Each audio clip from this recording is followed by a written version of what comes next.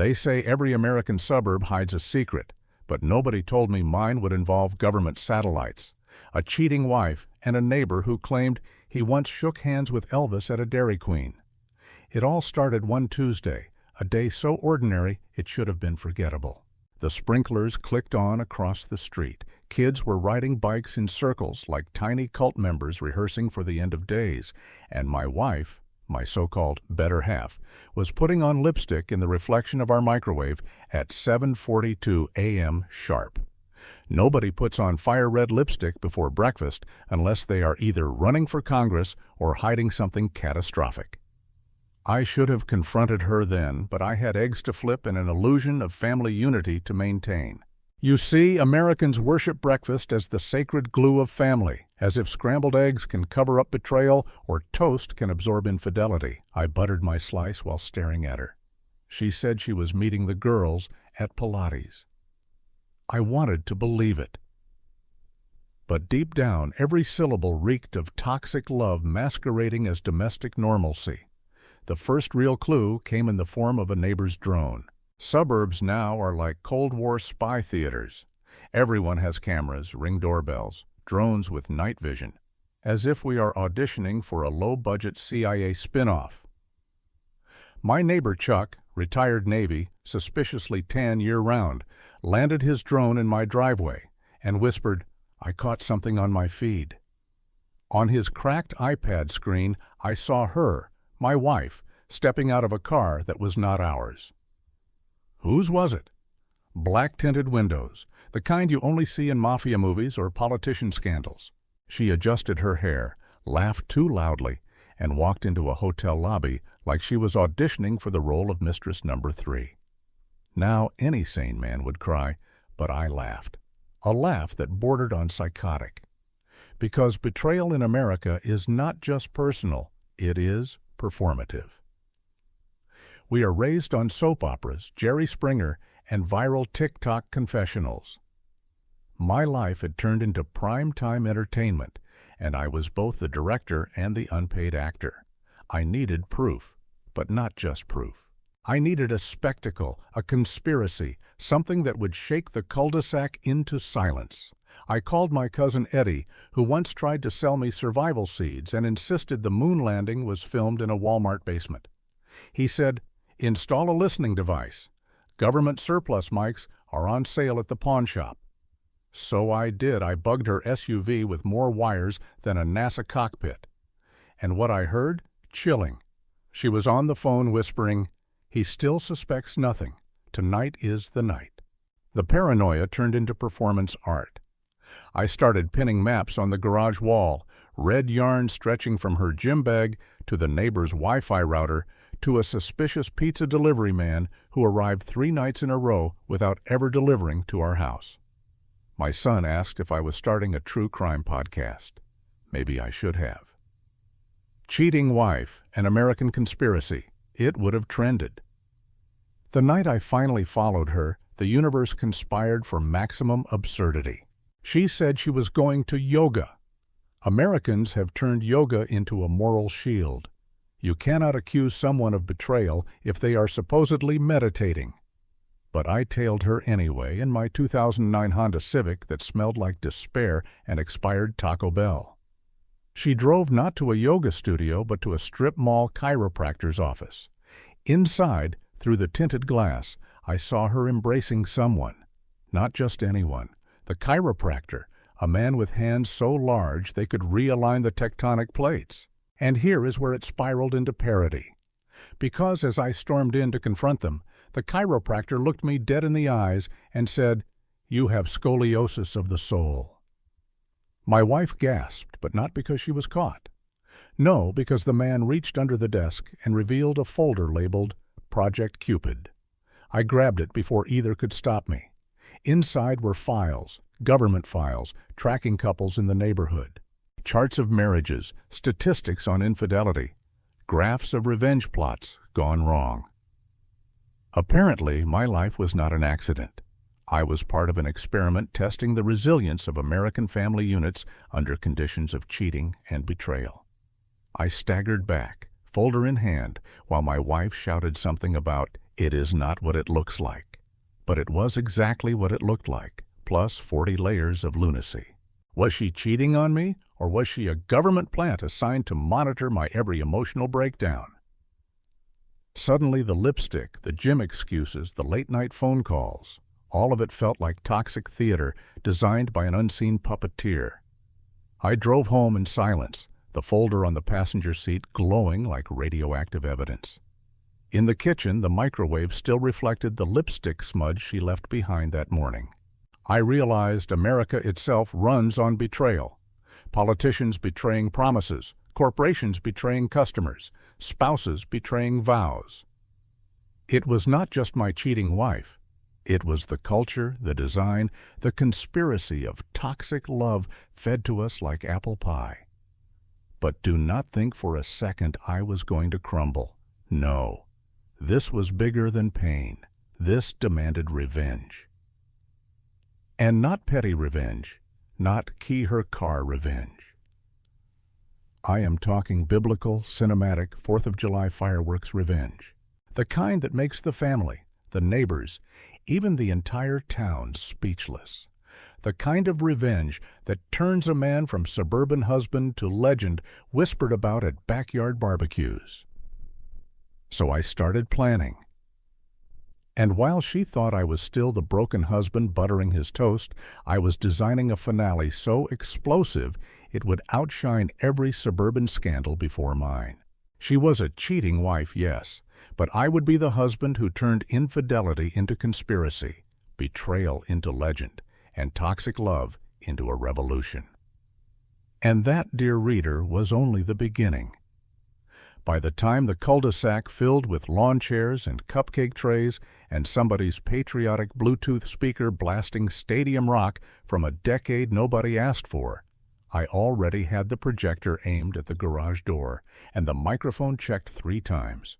The banner over the folding table read, "Neighborhood Movie Night," but the movie was my life, directed by betrayal, produced by infidelity, and financed by the federal government if the folder labeled Project Cupid was to be believed. The kids chased each other with glow sticks. The dads compared pellet grills like they were muscle cars. My cheating wife stood near the lemonade cooler, practicing the kind of smile that sells houses and alibis. She wore that fire-red lipstick again, the shade you buy when you want a man to forget his own name. I planned to give this street a show no homeowner association clause could anticipate.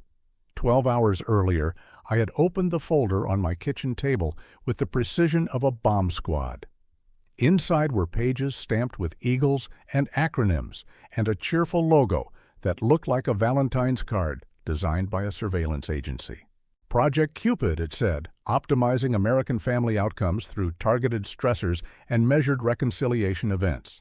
There were charts, heat maps, and a rating called the Cupid Index, which assigned each household a number based on compatibility, risk for cheating, and likelihood of revenge.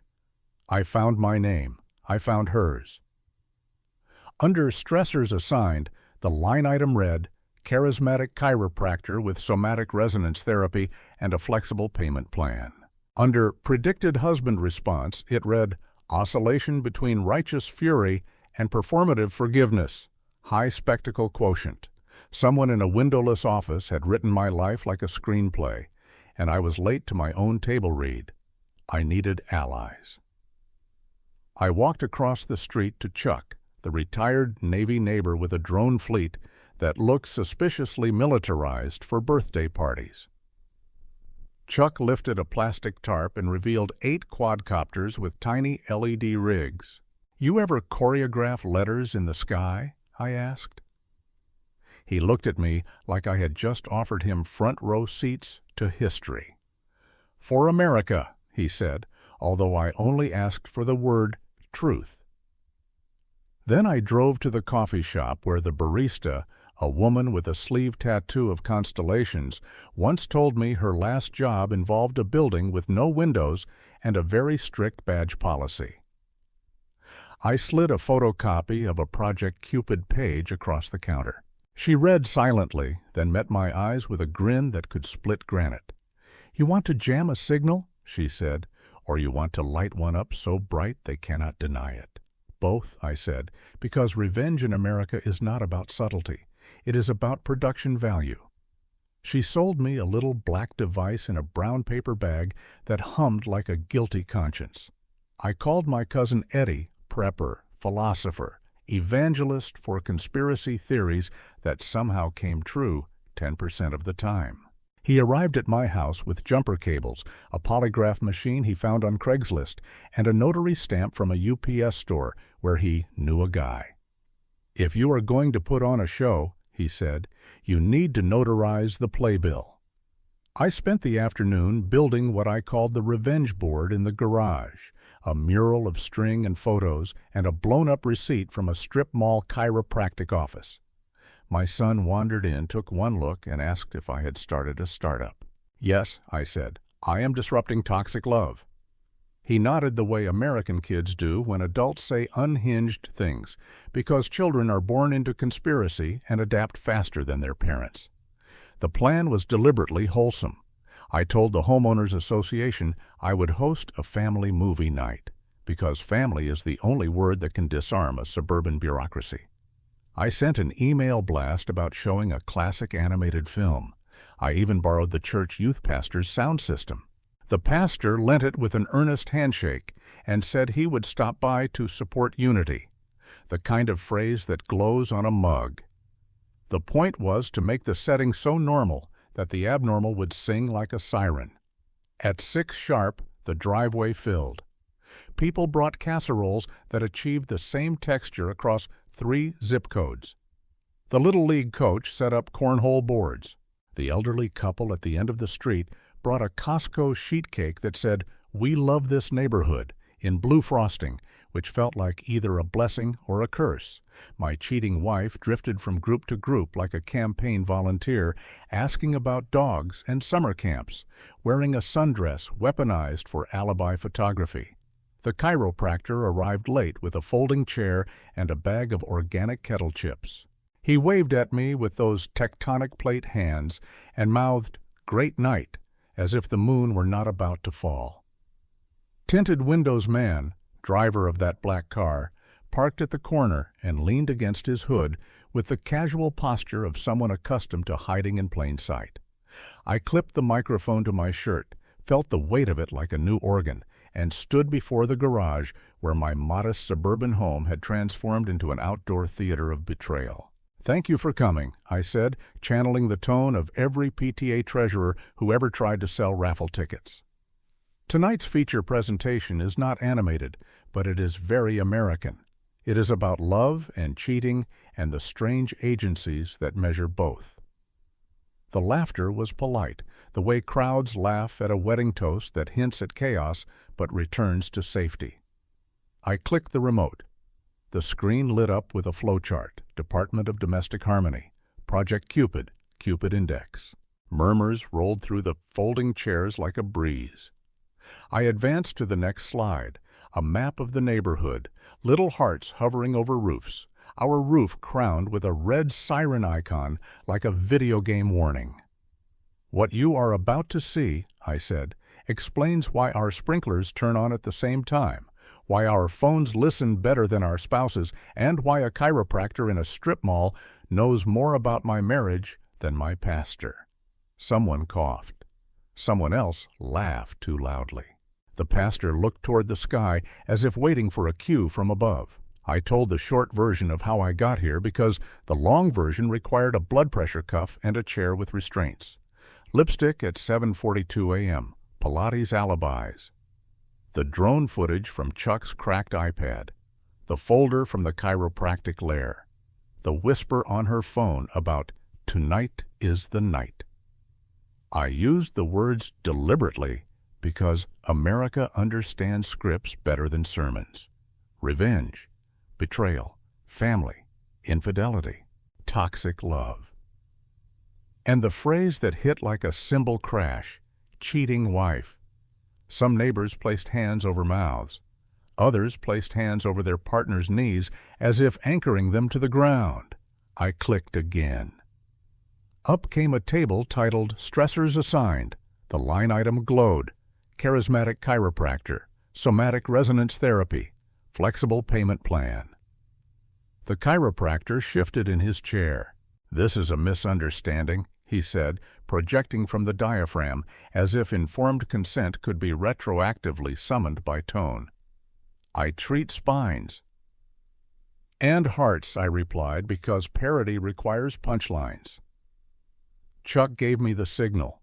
The drones lifted in sequence, a faint whir above the maple trees, then aligned into a rectangle that pulsed like a heartbeat. The LEDs formed letters. Truth. The kids screamed with delight. The adults did not know whether to clap or confess. I brought out the Craigslist polygraph like a magician does a hat. "Volunteers," I said, "are the lifeblood of community." The barista with the windowless building past wheeled forward a little cart with the humming black device, our friendly signal amplifier. The projector brightened. The speakers tightened. Everybody's phone vibrated in unison, a text from an unknown number, "We see you." The pastor said, "That cannot be legal," which in America means, "That is impressively organized." My wife stepped forward, chin high, eyes shining the way eyes shine when the body knows the plot, but the mouth still negotiates. "You are humiliating us," she said, using that plural that sometimes means family and sometimes means accomplices. "This is cruelty masquerading as justice." "No," I said, and I let the word hang there like a chandelier about to fall. "This is transparency. This is what happens when a neighborhood is a stage and the stage managers work for a department none of us voted for." I turned the screen to a page stamped in red. Predicted husband response. Oscillation between righteous fury and performative forgiveness. High spectacle quotient. I pointed to myself as if introducing the band. "They guessed half right," I said. "I am furious. I am also finished performing for anyone but the truth." Tinted Windows Man began walking toward the driveway with the practiced gait of a professional interrupter. Chuck's drones shifted from truth to a lattice of arrows pointing to him, which made the crowd turn like a school of fish. The chiropractor stood as if summoned by a cue I could not hear. The barista flicked a switch, and the garage door behind me rolled up to reveal the revenge board, my mural of string and receipts, and a blown-up photo of my wife's lipstick print on a white paper coffee lid. There were gasps, the real kind, the kind you hear at birth announcements and courtroom verdicts. At the center of the board was a photo I had printed an hour earlier.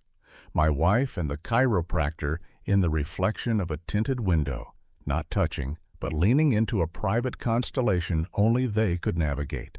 It was almost tender, which enraged me more than anything physical could. "This is a lie," the chiropractor said, pointing at the board like it had misquoted him. "Somatic resonance therapy can resemble intimacy. Our clinic literature explains this." "Your clinic literature is a love letter to plausible deniability," I said. And the crowd exhaled because everyone had wanted to say that to someone for years. Then the barista's black device popped like a light bulb, and every phone in the cul-de-sac pinged again with the same notification. "We see you" was replaced by a new message. Phase 3 authorized. The Bluetooth speaker cut to static. The drones froze in the sky like fireflies ordered by a general. A black van rolled onto the street with the kind of timing that makes directors cry from envy. The side door slid open. 2 people stepped out in polo shirts with name tags that read, "Community Engagement." They smiled the way dentists smile before news about a root canal. "Good evening," the woman said, cheerful as a parade announcer. "We are here to facilitate a reconciliation event. We have cupcakes." My cheating wife looked at them, then at me, then at the crowd. Her face softened into something I had not seen since the first year of our marriage, when hope still outran habit. She whispered, just for me, "I am not the villain you think I am." Then she said louder, "Before anyone decides what is true, I need to tell you something none of you will believe. Not him, Not the chiropractor, not the man with the tinted windows, not the people with cupcakes. Me.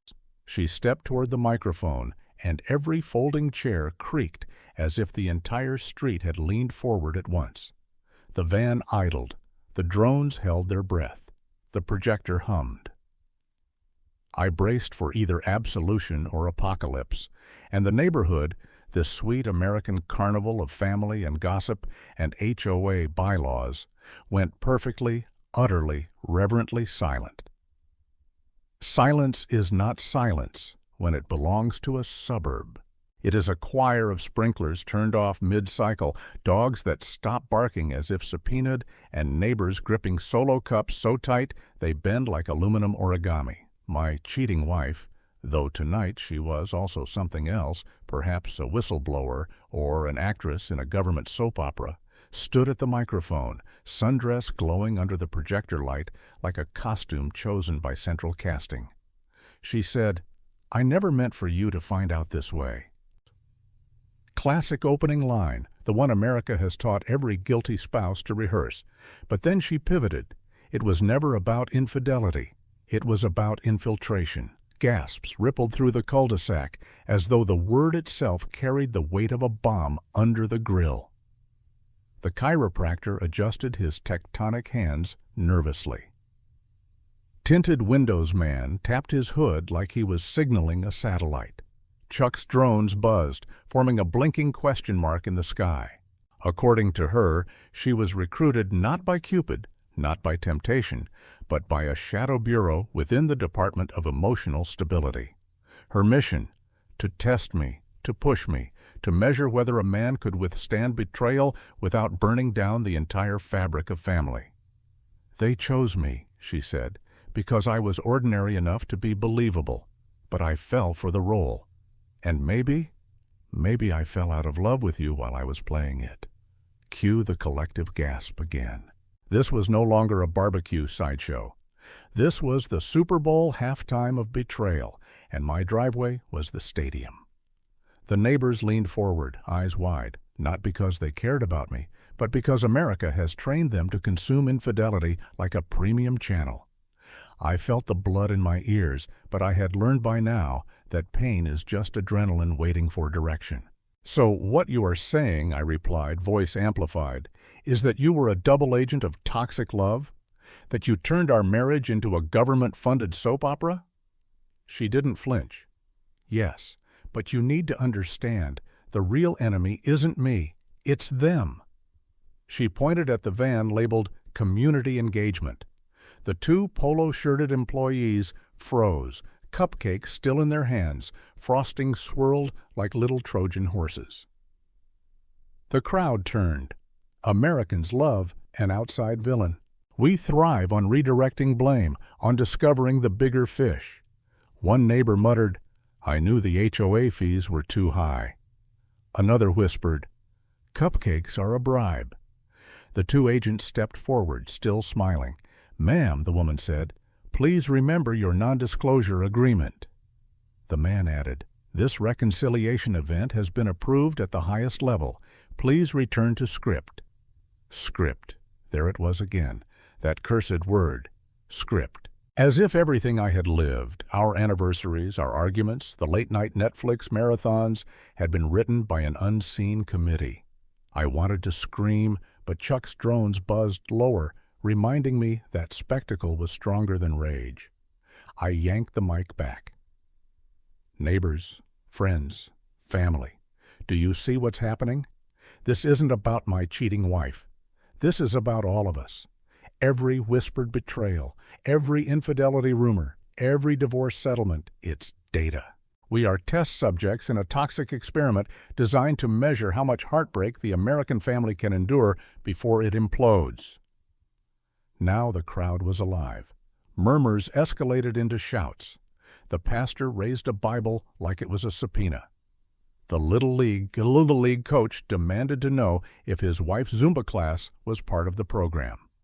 Someone hurled a deviled egg at the projector, which splattered like an exclamation mark. My wife tried again. "Listen, But her voice cracked. For the first time all night, the performer stumbled. She looked at me, really looked, not like a handler to a subject, but like the girl I once met at a bowling alley, the one who laughed too loud at gutter balls. For a moment I almost saw her again, but then Tinted Windows Man stepped forward, flipping a badge that said National Emotional Security. "I think that's enough," he announced, voice smooth, professional, dangerous. "This demonstration has exceeded its authorized parameters. Please disperse, for your safety." Chuck's drones dove lower, buzzing like hornets. "No dispersal," Chuck shouted, Navy instincts firing. "This is America. We don't disperse until the fireworks end." The crowd cheered because nothing rallies a suburb like patriotic defiance mixed with gossip. The chiropractor, my supposed rival, cleared his throat. "For the record," he said, "I was not paid nearly enough to be the villain.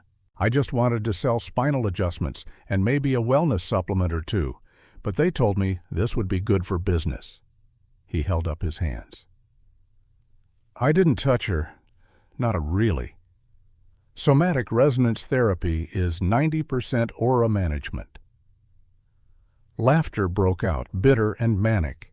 Even betrayal becomes comedy when the absurdity passes a threshold. My wife's sundress fluttered in the night breeze. She whispered, "They'll erase everything if you don't act now." That was all I needed. Action, because revenge delayed is revenge denied. I gestured to Eddie, my cousin, who was already wheeling out the Craigslist polygraph. "If we can't trust words," I said, "we'll trust the needles and wires." The agents protested, but the crowd wanted blood, or truth, or both, because in America, the line is blurred. My wife sat down, electrodes strapped to her skin, the polygraph needles jittering like caffeinated seismographs. "Did you betray me?" I asked. "Yes," she whispered. The needle jumped. Truth. "Did you ever love me, or was it all assignment?" Silence. Then both. The crowd moaned like an audience at a wrestling match. "Who runs this program?" Her eyes darted to the agents, to Tinted Windows Man, to the cupcake tray, then back to me. "Higher than you think, higher than the president, higher than the Fortune 500. Think Valentine's Day cards, candy companies, streaming services that sell drama. They need betrayal to fuel the economy." All conspiracy complete. America, land of liberty and heartbreak, monetized at the checkout aisle. Before I could ask another question, the polygraph short-circuited, sparks flying. The agents lunged. Chuck's drones swooped. Eddie tried to notarize the chaos. Neighbors screamed, recording everything on their phones because spectacle without a hashtag is wasted. And in that moment, as the night exploded into farce, I realized the story had outgrown me. This was no longer about one cheating wife. This was about every family, every betrayal, every toxic love turned into a business model. Infidelity was infrastructure. Betrayal was currency. Revenge was the only rebellion left. So I grabbed the mic one last time. "Neighbors," I shouted, "they want us divided. They want us humiliated. But tonight, we take control. Tonight, betrayal becomes revolution." The crowd erupted. Fireworks, unplanned, ignited from someone's backyard. The drones spelled revenge across the stars. My wife looked at me, tears mixing with defiance, as if to say, "This isn't over." And she was right. It wasn't. Because the night was only the dress rehearsal. The finale, the part that would leave everyone speechless, was still waiting behind the curtain. The fireworks should have ended it.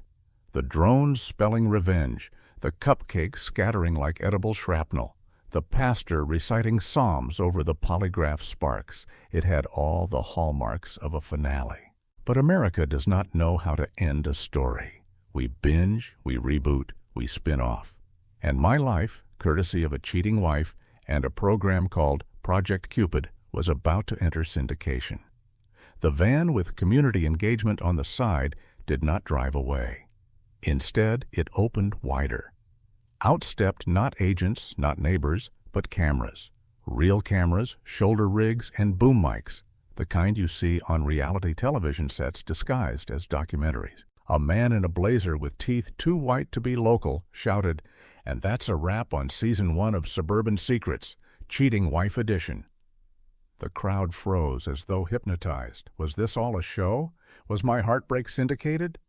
Chuck cursed, drones dropping a letter midair, so revenge became Rev G, which looked like a European perfume. Eddie tried to notarize the cameraman. My cheating wife lowered her head, sundress glowing under floodlights that were suddenly brighter than truth. "Season 1?" I croaked, the microphone squealing feedback. The host smiled with the deadness of 1,000 pilots. "That's right, America. You've been part of a live social experiment funded by advertisers, candy conglomerates, and certain patriotic agencies. Infidelity is trending, betrayal sells, and toxic love is the #1 driver of streaming subscriptions. Congratulations. You're the breakout star." Gasps, then applause. My neighbors clapped not because they believed it, but because Americans clap when they don't know what else to do. The Little League coach fist-pumped. The elderly couple from the end of the street shouted, "We love you, honey," as if my humiliation had become their guilty pleasure. I staggered. My wife reached for my hand, but not out of love, out of habit, out of choreography. "Play along," she whispered. "It's safer this way. We get residuals." Residuals. The word cut deeper than betrayal. She had cheated on me, infiltrated my life, confessed under polygraph, and now she wanted to split royalties like it was community property. Revenge burned in my chest, hotter than any suburban grill. I grabbed the mic. "So this is it? Betrayal as entertainment? Infidelity as family fun? My cheating wife as your cliffhanger?" The host tried to laugh it off. "America loves a redemption arc. Season 2 could be about forgiveness, or divorce court, or revenge done responsibly." I turned to the crowd. "You wanted drama? Here it is. But understand, if they can script me, they can script you. Today, it's my cheating wife. Tomorrow, it's your husband's bowling league, your daughter's book club, your mother's bridge game, all betrayal, all the time." Chuck's drones buzzed overhead, now spelling a jagged word nobody planned. Family. It glowed against the fireworks smoke like a warning or a prophecy. The pastor stepped forward. "This is blasphemy," he said. "Marriage is sacred, not content."